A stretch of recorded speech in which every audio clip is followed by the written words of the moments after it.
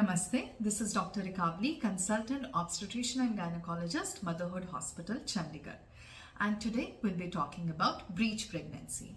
Now, what is breech pregnancy? Normally, baby जब womb में present होता है, so इस super flexed position में with the head down, head towards the pelvis present होता है. This is a normal cephalic position. Now, if it is present with buttocks down, then that is known as breech position. Breech position is present in 3 to 4% of all the pregnancies. How does breech pregnancy happen? Normally, जैसे baby grow करता है, जब बच्चा ठहरता है और उसके बाद ग्रो करता है, तो बच्चे का हेड बहुत ज़्यादा बड़ा होता है इनिशियली और बाकी की बॉडी कंपैरेटिवली छोटी होती है. So to accommodate that big size of the head, baby इस पोजिशन में होता है. But after 7 months of pregnancy, 28 weeks of pregnancy, ये रोटेट करना शुरू करता है with kicks, with baby's movements and बाकी की बॉडी भी एक्सपैंड करती है. सो बेबी का हेड नीचे वाली पोजीशन में आ जाता है. सो अगर ये process of rotation of the baby from the breech to the cephalic ना हो, तो that persists at 36-37 weeks as breech pregnancy. अब ये मोशन के ना होने के कारण क्या क्या हो सकते हैं? मैटरनल और यूट्राइन फैक्टर्स, प्लेसेंटल फैक्टर्स और फीटल फैक्टर्स. अब मदर के यूट्रस में क्या क्या कारण है जिससे ये ब्रीच प्रेगनेंसी इसी तरह से रहती है और कन्वर्ट नहीं हो पाती?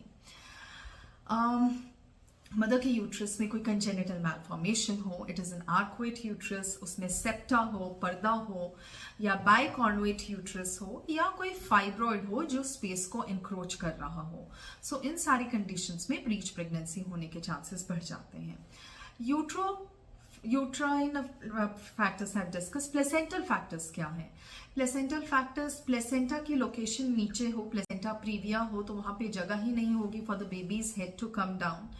और फ्लूइड ज्यादा हो, फ्लूइड बहुत कम हो, ओलिगोहाइड्रोमनियोस हो, पॉलीहाइड्रोमनियोस हो, या जो कॉर्ड है जो बेबी और प्लेसेंटा को कनेक्ट करती है, that is very short, not allowing the baby to move, और कॉर्ड बहुत ज्यादा लंबी है and it has given multiple loops around the neck of the baby, जिसके कारण बेबी मूव नहीं कर पाता.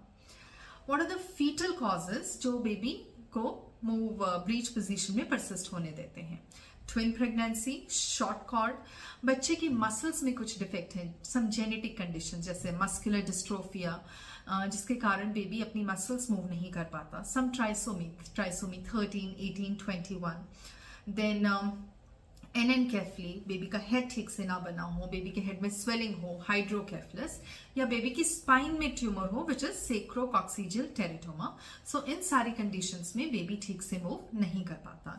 And lastly, premature delivery. Like I told you, 28-32 weeks तक बेबी ब्रीच पोजीशन में ही कॉमनली पाया जाता है. अगर उस दौरान डिलीवरी हो जाए then that is obviously a breech delivery.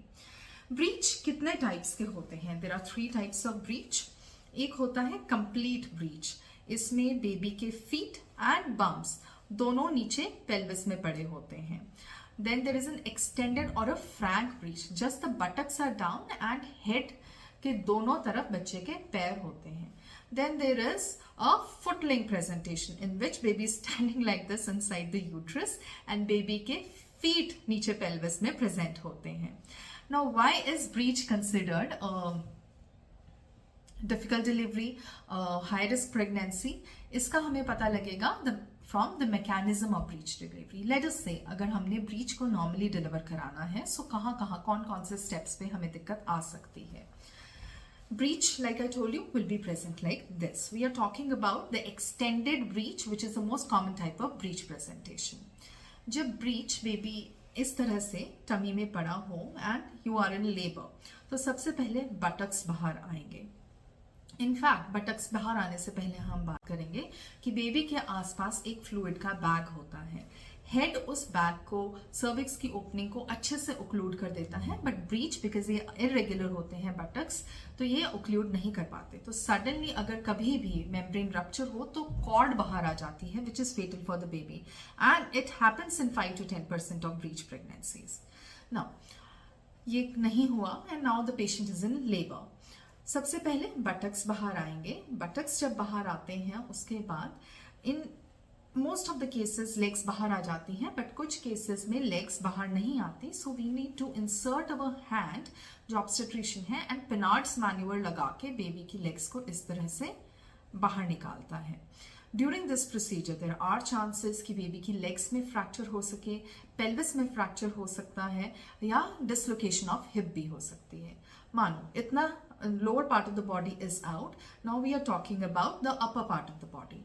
अब जब ये टॉर्सो हमारे वहां पर दिखना शुरू हो जाता है आउट ऑफ द इंट्रोइटस, तब हमें ये वाला पार्ट को इस तरह से ग्रिप देना पड़ता है दोनों को, and then we pull the baby out gently by rotating. अब इस ग्रिप में कई बार बेबी का लिवर, बेबी का स्प्लीन इंजर हो सकता है.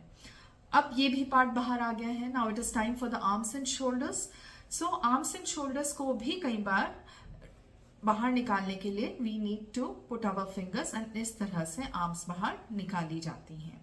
कई बार आर्म्स हाइपर एक्सटेंड करके यहां पर आ जाती हैं. These are called hyper extended arms, and these arms are very difficult to deliver because shoulders का डायमीटर बहुत इंक्रीज हो जाता है. चलो let's say the arms also got delivered nicely. Now is the head part which is most tricky part. अब अगर हम undue pressure या पुल लगाएं बेबी को बाहर निकालने में, तो हेड एक्सटेंड कर जाता है. N extended head has more diameter and it will not deliver through the pelvis. So it is very important कि अगर आप ब्रीच डिलीवरी करा रहे हैं तो हेड फ्लेक्स्ड पोजीशन में ही रहे. अगर नहीं है फ्लेक्स पोजीशन में, then definitely we have some manoeuvres जिससे हम बेबी को फ्लेक्स कर कर बाहर निकाल सकते हैं. But then, as you can see, at every point, breech delivery is a very risky delivery. So, that is how and that is why when you have a breech presentation, your doctor advises you for an elective cesarean section. It is good for the baby, it is good for the mother, and for the safety of the well-being of the baby throughout his life. We do not want कि हम difficult delivery करें, baby को oxygen की कमी हो जाए, then baby is mentally retarded for the rest of his life. ऐसा कुछ भी हम aim नहीं करते. We want to give you a healthy baby. So that was all about breech delivery from my side. If you have any questions, please leave your comments and we'll revert to them. And stay tuned. We'll be coming up with more videos. Thank you.